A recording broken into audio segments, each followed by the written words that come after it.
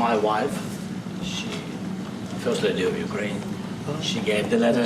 It's not to you, to your wife. Oh, I want it. Yeah. So we are saying this sensitive topic, yes, please. And thanks to our partners, and that you supported this format, that after our meeting we can have leaders who are around us, UK and France, Germany, Italy, Finland, EU, NATO, I mean all partners around Ukraine supporting us. Thanks to them, and thank you very much for invitation.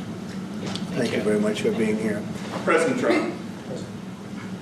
Do you think it's fair? Yes, Peter, go ahead. Thank you, President Trump. So, President Zelensky, you say in a post on X today, Russia must end this war, which it itself started.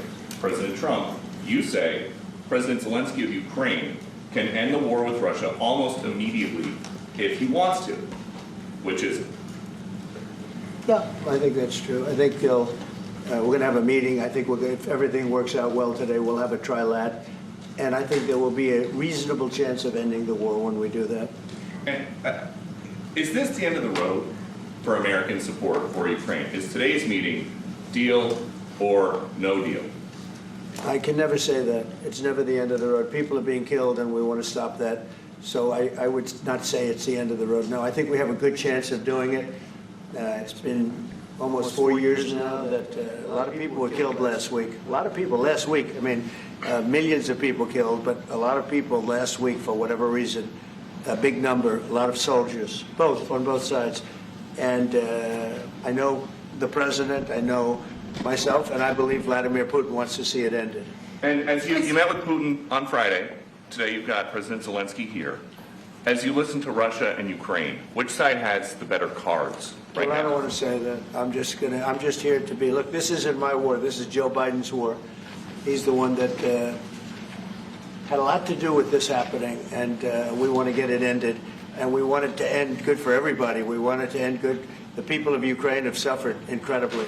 And to that point, President Zelensky, are you prepared to keep sending Ukrainian troops to their deaths for another couple years, or are you going to agree to redraw the maps?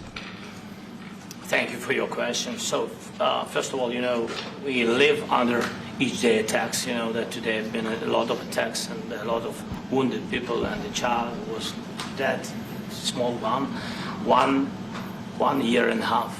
So we need to stop this war, to stop Russia, and we need support American and European partners, and we will do our best for this. So, and I think we show that we are strong people, and we supported the idea of the United States, personally of President Trump, to stop this war, to make a diplomatic way of finishing this war, and we are ready for trilateral, as President said. This is a good signal about trilateral. I think this is very good. Thank you. Mr. President,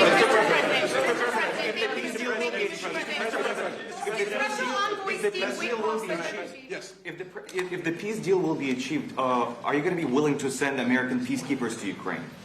Well, we're going to work with Ukraine. We're going to work with everybody, and we're going to make sure that if there's peace, the peace is going to stay long-term. This is very long-term. We're not talking about a 2-year peace and then we end up in this mess again. We're going to make sure that everything's good. We'll work with Russia. We're going to work with Ukraine. And we're going to make sure it works. And I think if we can get to peace, it's going to work. I have no doubt about it. President Zelensky, Go ahead. Your team has talked about security guarantees. Could that involve U.S. troops? Would you roll down in the future? We'll let you know that maybe later today. We're meeting with 7 great leaders of great countries also, and we'll be talking about that. They'll all be involved, but there'll be a lot of help. When it comes to security, there's going to be a lot of help. It's going to be good. They are first line of defense because they're there. They're Europe. But we're going to help them out also. We'll be involved. Yes.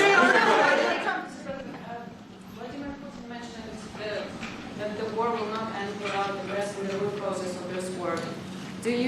Have you had an understanding what are the root causes of this war? Well, look, the war is going to end. When it ends, I can't tell you, but the war is going to end, and this gentleman wants it to end, and Vladimir Putin wants it to end. I think the whole world is tired of it, and we're going to get it ended. It was You know, I've done 6 wars. I've ended 6 wars, and I thought this maybe would be the easiest one, and it's not the easiest one. It's a tough one.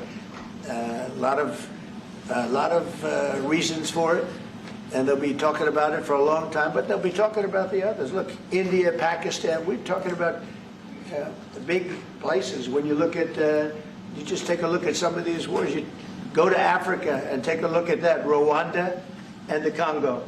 Republic of the Congo. That's been going on for 31 years.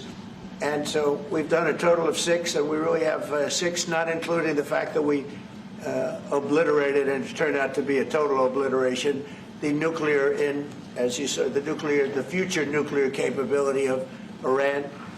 And this one, I think we're going to get solved also. I feel confident we're going to get it solved. President, why guarantees or special envoy put forward? Thank you, Mr. President. Can you tell us about your conversations with European leaders and what they need to see to support an end to the war? Well, we're going to be meeting with a great representative group and 7 very powerful, very big countries and great people, all friends of mine and friends of yours. And we're going to have some suggestions made. They want to see peace. They would like to see peace. President Trump, why did Russia give up? You said last night that... President Trump, do you think it's fair to, for Ukraine and for Russia to achieve a lasting and durable peace if Ukraine cedes its territories that Russia hasn't yet conquered? Do you think it's a fair peace for Ukraine?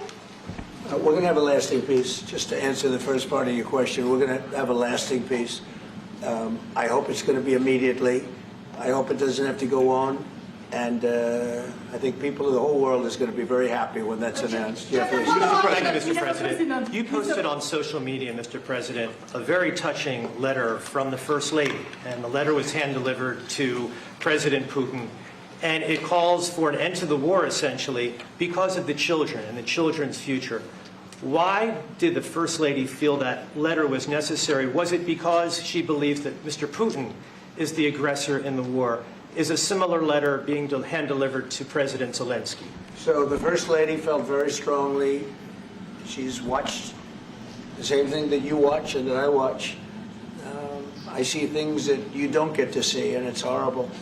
But when she's got a great love of children, she has a wonderful son that she loves, probably more than anybody, including me. I hate to say it, but she loves her son. She loves children, and she hates to see something like this happening. And that goes for other wars too. I mean, she sees the heartbreak, the parents, the funerals that you see on television. Always funerals. We want to see something other than funerals. No, she felt. It was a beautiful letter. It was very well received by him.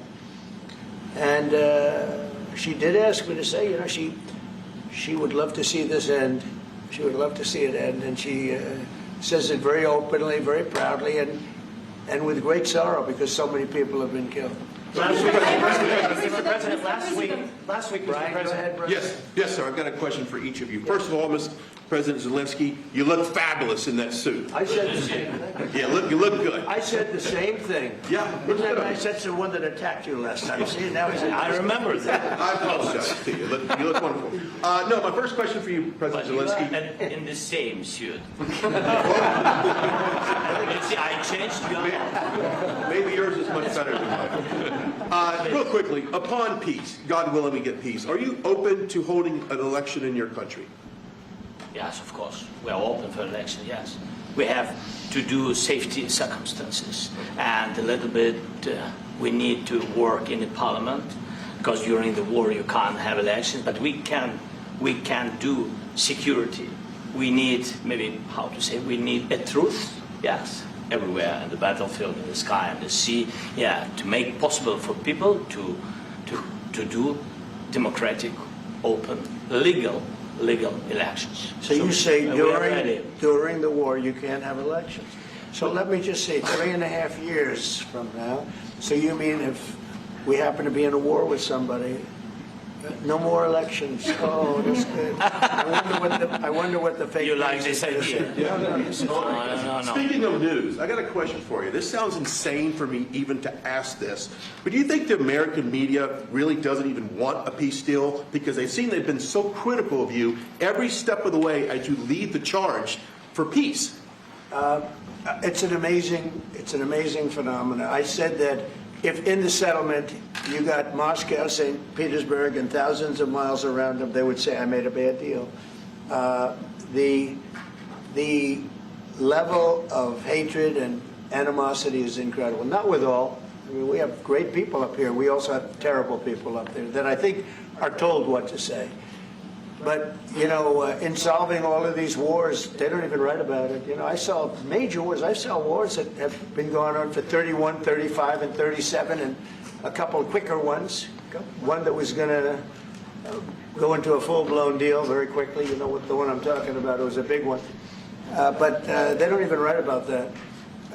No matter what I do, no matter what, and you know, this is not anything to do with you. It's probably to your advantage in a certain way. But no matter what I do, no matter what deal I make, from my standpoint, you'll come out good. Maybe President Putin will come out good. But they'll say, Trump was absolutely horrible. It's just that, and I've lived with that for a long time. I've lived with it since just before the first election.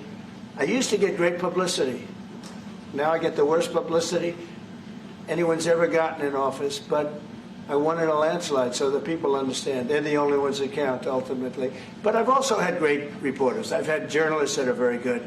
But it's very sad when you do the right thing. As an example, they said, because of the fact that Vladimir Putin came to American soil, this was a tremendous defeat for Donald Trump. No, it was really wonderful that he did it.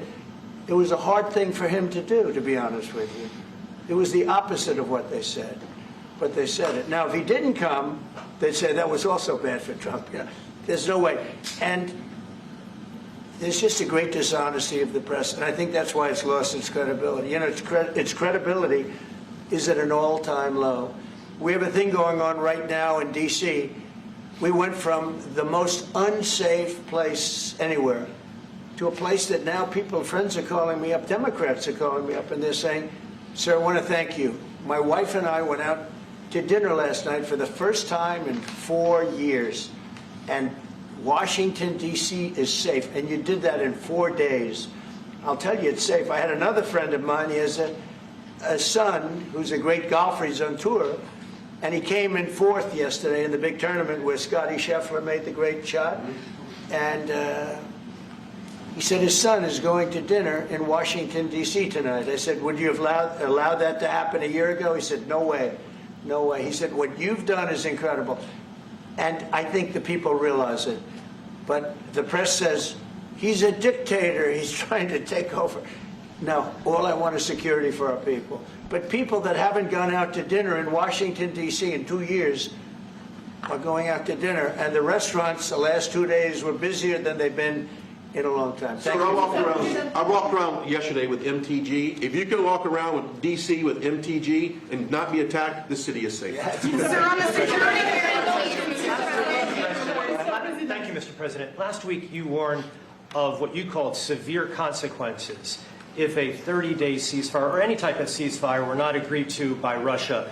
Will there be severe consequences? Does that change because of your meeting with the President? I don't think you need a ceasefire. You know, if you look at the 6 deals that I settled this year, they were all at war. I didn't do any ceasefires. And I know that it might be good to have, but I can also understand strategically why, well, you know, one country or the other wouldn't want it. You have a ceasefire and they rebuild and rebuild and rebuild, and, you know, maybe they don't want that. But if you look at the 6 deals that we made peace, and you know, long-term, long-running wars, I didn't do any ceasefires. Would I like the concept. You know, I like the concept of a ceasefire for one reason, because you'd stop killing people immediately, as opposed to in 2 weeks or 1 week or whatever it takes. But we can work a deal where we're working on a peace deal while they're fighting. They have to fight. I wish they could stop. I'd like them to stop. But strategically, that could be a disadvantage for one side or the other. But all of these deals I made without even the mention of the words ceasefire. President Zelensky, are you disappointed that there's no ceasefire? Decision to offer Ukraine Article 5-like security guarantees would stop short of pushing for their full membership. Yeah, well, we haven't done anything on that yet. If you look back and you go back long before President Putin, it was always a statement that they would never allow Ukraine into NATO. So that was a statement that was made, but we haven't discussed any of that yet. We're going to be discussing it today, but we will give them very good protection, very good security. That's part of it. And the people that are waiting for us, they are, I think they're very like-minded. They want to help out also. Thank you, President Trump. Are you disappointed there's no ceasefire, President? The United States has already given hundreds of billions of dollars to this war effort in Ukraine. Biden. At best, it is a stalemate, and the killing continues. So, President Trump, how much more is the United States willing to give Ukraine? And President Zelensky, how much more do you want? Well, I'll start off just by saying we're not giving anything now. We're selling weapons. This is something before, I guess the number's well over $300 billion. That was under Joe Biden, a corrupt politician, not a smart man, never was. By the way, go back 40 years. He was not a smart man 40 years ago either, but now he's in particular bad. This was done by a corrupt administration that shouldn't have been in, and frankly, if the right results of the election were given, if I were president, this war would have never taken place, and he would have been very happy because he would have liked to have seen. I mean, they went through hell. He went through hell. This war would have never happened, and the people that were killed, a couple of million people, a lot of people with soldiers and everything else, and the people that have been displaced and forced into other areas and other countries because of what's happened, none of that would have happened. And I'm just saying that he was a horrible president, whether it was the borders or this. He was just a horrible, corrupt president. Thank you so much. So first of all, we have possibility now to buy weapon from the United States. We are thankful for this program and this opportunity. We are thankful for Europe. They pay for this. And through NATO program, for example, Pearl and etc., we have some programs where we can have some money to finance this. And this is a part, I think, it's not a part for the war and to defend us. It also will be a part for security guarantees, to strengthen our army, to rearm Ukrainian army. This is very, very important. And it depends how much money we need to rearm. For example, the question of air defense, we spoke about it with President Trump, and I'm happy that we have now bilateral decisions and we work on it with production, American production. Nobody in Europe has so many air defense like Patriots, for example. We need it very much, and this is also about defending. And I think the good news, we make the best military equipment in the world by far. You mentioned the Patriots. How good are they? Systems. We have systems. They're literally 100% foolproof, and it's really like shooting two bullets. You know, two bullets hitting each other in the air in a space like this. The chance is 100%. It's 99 to 100%. So we sell the equipment to NATO. And NATO does what, I don't know what the arrangement is that you have with, but I know that they want you to have the equipment. And we're getting the best equipment in the world, but they pay us for the equipment. Under Biden, it was just crazy what was going on. I believe the number's over 300. I think it could be $350 billion worth of equipment and money and everything else. And we've made more progress in settling this war in the last 2 months than they made in 4 years. This should have been settled a long time ago, but it should have never happened. Yeah, please.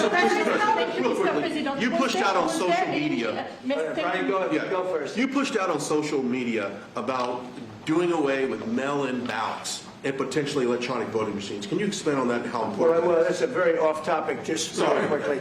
Mail-in ballots are corrupt. Mail-in ballots, you can never have a real democracy with mail-in ballots. And we, as a Republican Party, are going to do everything possible that we get rid of mail-in ballots. We're going to start with an executive order that's being written right now by the best lawyers in the country to end mail-in ballots because they're corrupt and you know that we're the only country in the world, I believe, I may be wrong, but just about the only country in the world that uses them because of what's happened. Massive fraud all over the place. The other thing we want changed are the machines. For all of the money they spend, it's approximately 10 times more expensive than paper ballots. And paper ballots are very sophisticated with the watermark paper and everything else. We would get secure elections. We'd get much faster results. The machines, I mean, they say we're going to have the results in 2 weeks. With paper ballots, you have the results that night. Most people, but most people, many countries use paper ballots. It's the most secure form. So between paper ballots, very, very important, paper ballots, and I think maybe even more important, the mail-in voting. We're going to end mail-in voting. It's a fraud. If you have mail-in vote, even Jimmy Carter with this commission, they set it up. He said the one thing about mail-in voting, you will never have an honest election if you have mail-in. And it's time that the Republicans get tough and stop it, because the Democrats want it. It's the only way they can get elected. Because with men and women's sports and with transgender for everybody and open borders and all of the horrible things, and now the new thing is they love crime. They're fighting me on the fact that I've made Washington, D.C. safe. We're not going to get mugged, beaten up, or killed like all the people you've been watching get so badly hurt. I'm glad, I hate to take your time with this, but I'm glad you asked me that question. Sorry. We're going to stop mail-in ballots because it's corrupt. You know, when you go to a voting booth and you do it the right way and you go to a state that runs it properly, you go in, they even ask me. They asked me for my license plate, for identity. I said, I don't know if I have it. They said, sir, you have to have it. They're very impressed, actually. But it's very hard to cheat with mail-in voting. As you know what happens in California, it's so corrupt, where some people get 5, 6, 7 ballots delivered to them. Now, we got to stop mail-in voting, and the Republicans have to lead the charge. The Democrats want it because they have horrible policy. If you have mail-in voting, you're not going to have many Democrats get elected. That's bigger than anything having to do with redistricting, believe me. And the Republicans have to get smart. We're not going to have a country. I said for a long time at rallies, you need borders and you need free and fair elections. Those two things. Otherwise, you don't have. We have strong borders now. In 90 days, Mr. President, we didn't have 0 in 3 months. Not one person came in illegally into our country. In fact, even I find that hard to believe, but it's run by a little bit of a liberal group that put out the numbers, so I guess it's, but 0, 0, and 0. You go back a year ago, 2 years ago, 3, millions of people poured into our country. It was terrible. Thank you very much. What security guarantees do you need from President Trump to be able to make a deal? Is it American troops, intelligence, equipment? What is it? Everything. And really, it includes two parts. First, strong Ukrainian army that I began to discuss with your colleagues. And it's a lot about weapon and then people and training missions and intelligence. And second, we will discuss with our partners. It depends on the big countries, on the United States, on a lot of our friends. Mr. President, are you willing to commit American troops to that NATO-like protection in order to get President Zelensky to a deal today? Well, I don't know if you define it that way, but NATO-like, I mean, we have people waiting in another room right now. They're all here from Europe, biggest people in Europe, and they want to give protection. They feel very strongly about it, and we'll help them out with that. I think it's very important. I think it's very important to get the deal done. You've been involved with the peacekeeping in Ukraine since your first day in the administration. What would you say to the Ukrainian people right now who are suffering under the Russian attacks and hoping that the American people will stand with them? Well, I know Ukrainian people. I've known many over the years. They're great people. They're smart. They're energetic. They love their country. I mean, they love their country, and we want to get this war ended. That's all I can do. I love the Ukrainian people, but I love all people. I love the Russian people. I love them all. I want to get the war stopped. Very important. Mr. President, was there any aspect of your discussion with Vladimir Putin that left you disappointed? Look, We just spoke to, I was just telling the president, I just spoke to President Putin indirectly, and we're going to have a phone call right after these